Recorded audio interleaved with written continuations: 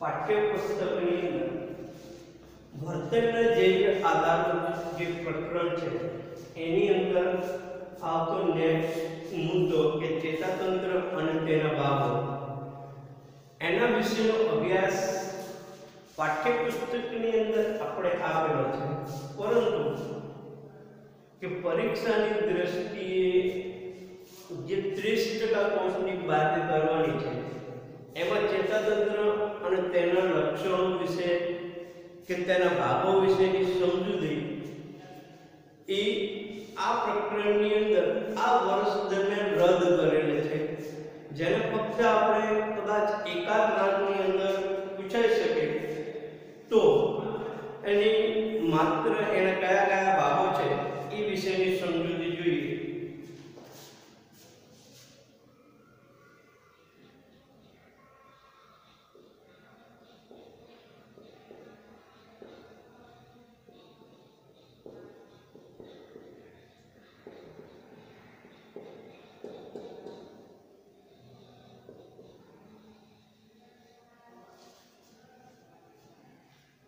એની અંદર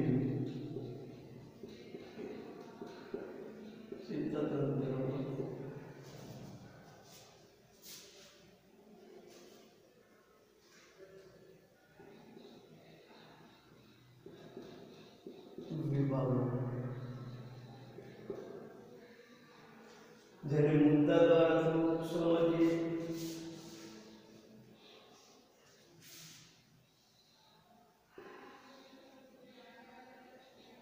કે ચેતાતંત્રના કુલ 2 વિભાગો છે.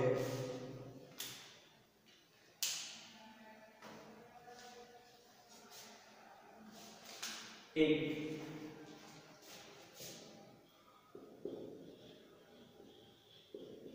કેન્દ્રીય ચેતાતંત્ર અને બીજું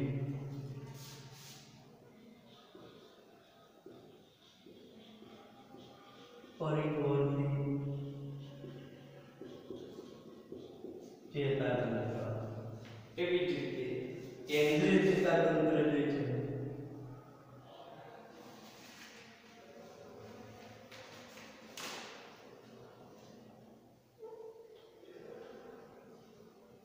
કેન્દ્રીય ચેતાતંત્રના પણ 2 ભાગ પડે છે.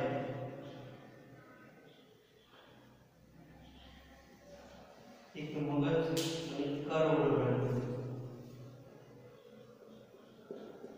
મગજ બીજું કરોડરજ્જુ. તો એની અંદર પરિવર્તી જે ચેતાતંત્ર છે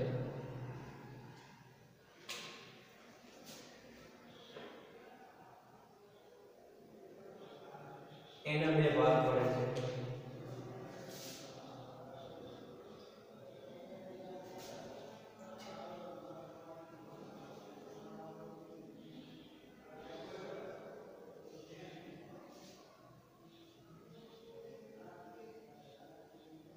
પરિવર્તી ચેતાતંત્રના 2 ભાગ શારીરિક ચેતાતંત્ર અને બીજું સ્વયં સંચાલિત ચેતાતંત્ર. તો સ્વયં સંચાલિત જે ચેતાતંત્ર જે છે એના પણ 2 ભાગ પડે છે.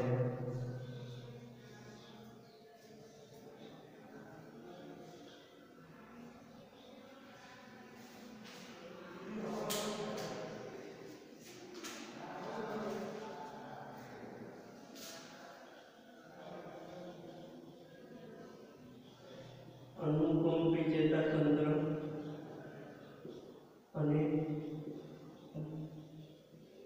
પરાનુકંપી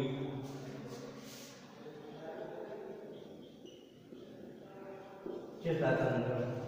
જો એક કે ચેતાતંત્ર અને તેના ભાગો એ આપણા અભ્યાસક્રમની અંદર નથી લેવાનું, પરંતુ ક્યારેક એકાદ માર્કની અંદર એવા પ્રશ્નો પૂછાય ચેતાતંત્રના વિભાગો કેટલા છે અને કયા કયા? તો કે ચેતાતંત્રના કુલ બે વિભાગો છે, એક કેન્દ્રીય ચેતાતંત્ર અને એક પરિઘવર્તી ચેતાતંત્ર. જો ચેતાતંત્રના કયા બે વિભાગો છે? તો કે એક કેન્દ્રીય ચેતાતંત્ર અને એક પરિઘવર્તી ચેતાતંત્ર. ત્યારે કદાચ એવો પણ પ્રશ્ન પૂછાય કે કેન્દ્રીય ચેતાતંત્રના કેટલા પ્રકાર છે, કયા કયા? તો કેન્દ્રીય ચેતાતંત્ર જે છે એના બે પ્રકાર છે, મગજ અને કરોડરજ્જુ. કેન્દ્રીય ચેતાતંત્રના બે પ્રકાર છે, મગજ અને કરોડરજ્જુ. ને કદાચ ત્યારે એવો પણ પ્રશ્ન પૂછાય કે પરિઘવર્તી ચેતાતંત્રના કેટલા પ્રકાર છે અને કયા કયા? તો પરિઘવર્તી ચેતાતંત્રના પણ બે પ્રકારો છે, એક શારીરિક ચેતાતંત્ર અને એક સ્વયં સંચાલિત ચેતાતંત્ર. પરિઘવર્તી ચેતાતંત્રના પણ બે પ્રકાર છે, એક શારીરિક ચેતાતંત્ર અને એક સ્વયં સંચાલિત ચેતાતંત્ર. ત્યારે સ્વયં સંચાલિત ચેતાતંત્ર જે છે એના પણ બે પ્રકારો છે, એક અનુકંપી ચેતાતંત્ર અને એક પરાનુકંપી ચેતાતંત્ર. તો જો આમ ચેતાતંત્રનો જે વિભાગ છે એની અંદર શોર્ટની અંદર પૂછાતા ઘણા બધા પ્રશ્નો હોય છે કે કેન્દ્રીય ચેતાતંત્રના પ્રકારો જણાવો. તો બે મગજ અને કરોડરજ્જુ. કદાચ પરિઘવર્તી ચેતાતંત્રના પૂછાય તો ત્યાંના પણ બે પ્રકારો છે, શારીરિક ચેતાતંત્ર અને સ્વયં સંચાલિત ચેતાતંત્ર. કદાચ સ્વયં સંચાલિત ચેતાતંત્રના જે પ્રકારો પૂછે તો એની અંદરના પણ બે પ્રકારો છે, એક અનુકંપી ચેતાતંત્ર અને એક પરાનુકંપી ચેતાતંત્ર. જો હવે આવી જ્યારે વાત કરી ત્યારે જે કેન્દ્રીય ચેતાતંત્ર છે એમાં મગજ જે છે, તો આપણે મગજની રચના વિશે સામાન્ય માહિતી મેળવી. જો એ પણ પ્રશ્ન જે છે એ મોટા પ્રશ્નની અંદર પૂછાઈ શકે એવો પ્રશ્ન નથી, પરંતુ જે મગજની રચના છે એને ત્રણ વિભાગોની અંદર વહેંચી શકાય છે કે મગજના ત્રણ વિશિષ્ટ વિભાગો. તો આપણે જોઈએ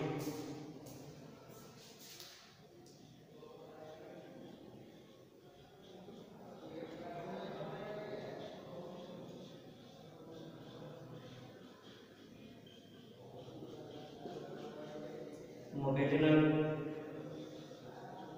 ત્રણ વિભાગો કયા છે કે જેનાથી મગજની રચના થાય છે. એ મગજના ત્રણ વિભાગો અહીંયા આપણે જોઈએ તો કે એક મગજ સ્કંદ અને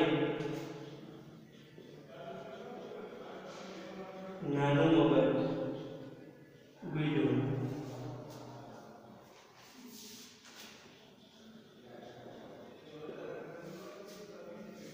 સીમાવર્તી તંત્ર ત્રીજું. મોટું મગજ અને મસ્તિષ્ક. જો મગજની રચનાની અંદર કુલ આટલા મગજના ત્રણ વિશિષ્ટ ભાગો છે, એક મગજ સ્કંદ અને નાનું મગજ, બીજો વિભાગ સીમાવર્તી તંત્ર, ત્રીજો વિભાગ મોટું મગજ અને મસ્તિષ્ક. જો પાઠ્યપુસ્તકમાં એના વિશે વિસ્તૃતથી માહિતી આપેલી છે દરેક વિભાગની કે મસ્તિષ્ક, મગજ અને નાનું મગજ કોને કહેવાય, મગજ સ્કંદ કોને કહેવાય, સીમાવર્તી તંત્ર કોને કહેવાય, મોટું મગજ કોને કહેવાય. હવે મસ્તિષ્ક ખંડો આની અંદર જ મગજની અંદર મસ્તિષ્ક ખંડો કેટલા છે અને કયા કયા, એવો પણ પ્રશ્ન કદાચ એકાદ માર્કની અંદર પૂછાય. પરંતુ આ અભ્યાસક્રમની અંદર આ મુદ્દો પણ સમાવેશ કરેલો નથી. મસ્તિષ્ક ખંડો તો મસ્તિષ્ક ખંડો કયા છે તો કે મસ્તિષ્ક ખંડો 4 છે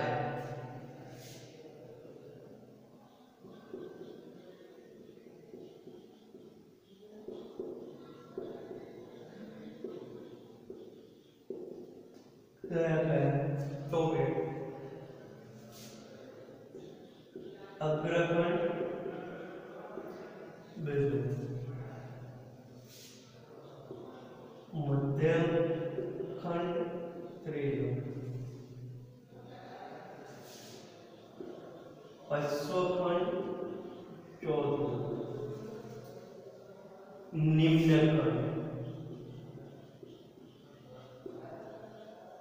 जो आ संपूर्ण मुद्दाओं છે એ મગજની રચનાની અંદર આવેલા છે કે આપણે કેન્દ્રીય ચેતાતંત્રનો જે ભાગ છે મગજ અને કરોડરજ્જુ એમાં આપણે જ્યારે મગજ વિશે વિસ્તૃતથી લખવાનું હોય તો કે મગજને 3 વિભાગોની અંદર વહેંચવામાં આવે છે તો કે મગજસ્તંભ અને નાનું મગજ બીજું સીમાવર્તી તંત્ર ત્રીજું મોટું મગજ અને મસ્તિષ્ક છાલ પછી આપણા મગજની અંદર જે મસ્તિષ્ક ખંડો આવેલા છે એવા મસ્તિષ્ક ખંડો કુલ 4 છે અગ્રખંડ મધ્યમખંડ પશ્ચખંડ અને નિમ્નખંડ જો અહીંયા જે છે એ મગજની જે રચનાઓ છે એ સંપૂર્ણ પૂરી થાય છે કે આવો જે આખો ટોપિક જે છે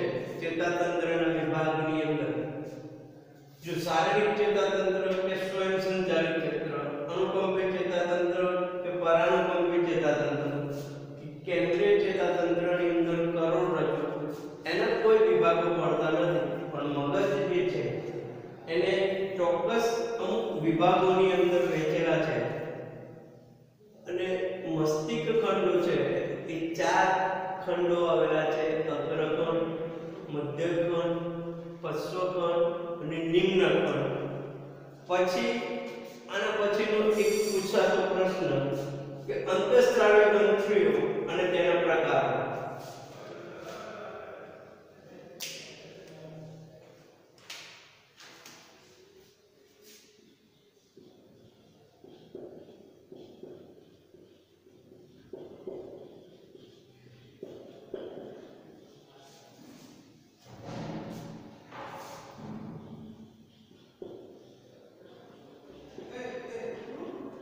તેના પ્રકાર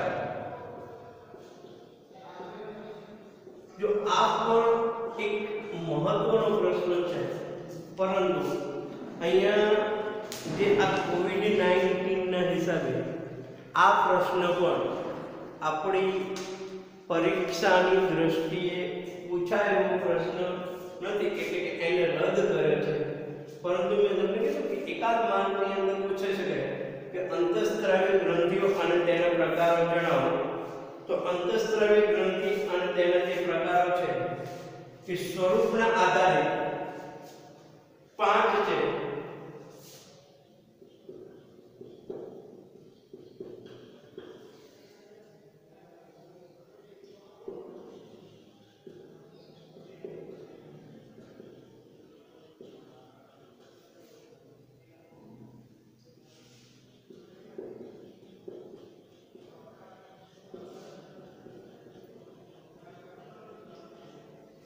કે અંતઃસ્ત્રાવી ગ્રંથિઓનું સ્વરૂપ અને તેનું પ્રકાર એની એક ભાગમાં પહેલો જે છે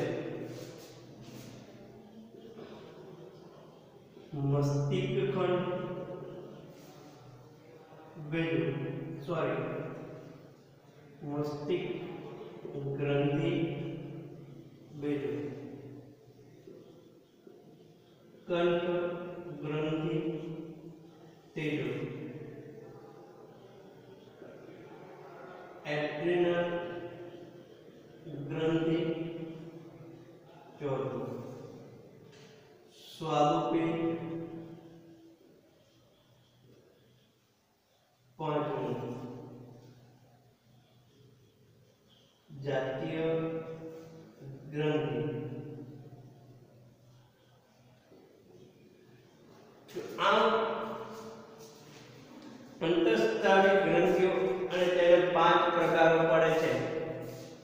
જેના વિશે આપણે શોર્ટની અંદર માહિતી ફક્ત ખાલી એના પ્રકારો જોઈએ કે અંતઃસ્ત્રાવી ગ્રંથિના કુલ 5 પ્રકારો છે: મસ્તિષ્ક ગ્રંથિ, કંઠ ગ્રંથિ, એડ્રિનલ ગ્રંથિ, સ્વાદુપિંડ અને જાતીય ગ્રંથિ. આ જે પ્રકારો જે છે એ ફક્ત ખાલી તમારે યાદગીરી માટે આ વર્ષ ખાલી યાદ કરી લેવાના છે. બાકી પરીક્ષાની દ્રષ્ટિએ આ પ્રશ્ન હાલ પૂરતો પૂછાય એવો નથી. કદાચ એકાદ કે બે માર્કની અંદર પૂછી શકે કે અંતઃસ્ત્રાવી ગ્રંથિના પ્રકારો જણાવો, તો અંતઃસ્ત્રાવી ગ્રંથિના 5 પ્રકારો છે: મસ્તિષ્ક ગ્રંથિ, કંઠ ગ્રંથિ, એડ્રિનલ ગ્રંથિ, સ્વાદુપિંડ અને જાતીય ગ્રંથિ. બીજું એક વાત કરવી તો કે અંતઃસ્ત્રાવી ગ્રંથિ જે છે એ હાઇપોથેલેમસના સંયોજનથી કાર્ય કરે છે. અંતઃસ્ત્રાવી ગ્રંથિ કિસાનાથી કાર્ય કરે છે તો કે હાઇપોથેલેમસ જે છે એના સંયોજનથી કાર્ય કરે છે. એટલે ફક્ત આવી રીતે આ યાદગીરી કરી લેવાની છે. આ બે ચેતાતંત્ર અને તેના ભાગો છે. એ ચેતાતંત્રના કુલ 2 ભાગો છે: કેન્દ્રીય ચેતાતંત્ર અને પરિવર્તી ચેતાતંત્ર. કેન્દ્રીય ચેતાતંત્રના 2 ભાગ મગજ અને કરોડરજ્જુ. પરિવર્તી ચેતાતંત્રના 2 ભાગ શારીરિક ચેતાતંત્ર અને સ્વયંસંચાલિત ચેતાતંત્ર. સ્વયંસંચાલિત ચેતાતંત્રના 2 ભાગ અનુકંપી ચેતાતંત્ર અને પરાનુકંપી ચેતાતંત્ર. પછી મગજ જે છે એના 3 વિશિષ્ટ વિભાગો છે: મગજસ્કંદ અને નાનું મગજ, બીજું સીમાવર્તી તંત્ર, બીજું મોટું મગજ. મસ્તિષ્ક ખંડો કુલ કેટલા આવેલા છે? તો કે મસ્તિષ્ક ખંડો મુખ્ય 4 છે: અગ્રખંડ, મધ્યખંડ, પશ્ચખંડ અને નિમ્નખંડ. અંતઃસ્ત્રાવી ગ્રંથિ અને તેના પ્રકારો કે અંતઃસ્ત્રાવી ગ્રંથિનું સ્વરૂપ અને કાર્યની સમજૂતી આધારિત તેના 5 પ્રકારો છે: મસ્તિષ્ક ગ્રંથિ, કંઠ ગ્રંથિ, એડ્રિનલ ગ્રંથિ, સ્વાદુપિંડ અને જાતીય ગ્રંથિ. બીજું ખાસ સમજી લેવાનું હોય તો કે અંતઃસ્ત્રાવી ગ્રંથિ કોની મદદથી કાર્ય કરે છે? તો કે આપણા હાઇપોથેલેમસ જે છે એના સંયોજનથી, એટલે કે બંને સાથે મળી શરીરની અંદર કાર્ય કરે છે. તો આટલા મુદ્દા ખાલી યાદગીરી રીતે એકાદ માર્ક કે 2 માર્કની અંદરથી પૂછાય એવા પ્રશ્નો છે એ સારી રીતે સમજી લેવા.